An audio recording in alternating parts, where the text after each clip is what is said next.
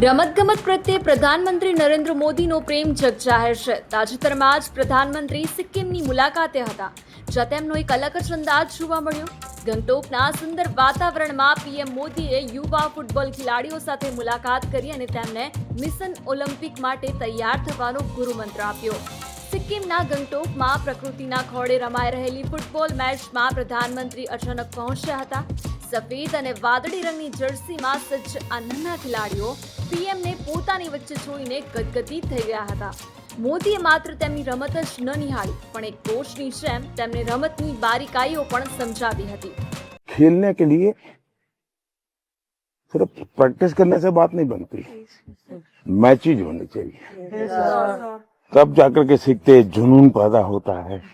हमें आने वाले दिनों में इसको पॉपुलर करना है. आपको मालूम है ना, भारत ओलंपिक के लिए प्रयास कर रहा है, तो तब तक आप खिलाड़ी पक्के बन जाएंगे. तो आपको अभी से सोचना चाहिए कि हम ऐसे तैयार हो जाएंगे कि हम भी ओलंपिक खेल ले.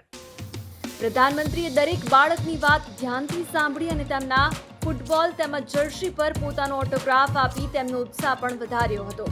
પીએમ મોદીએ સ્પષ્ટ કર્યું છે કે ભારત આગામી ઓલિમ્પિક યજમાની માટે તૈયાર થવા જઈ રહ્યું છે અને દેશને આવા જ પેશનવાળા યુવા ખેલાડીઓની જરૂર છે.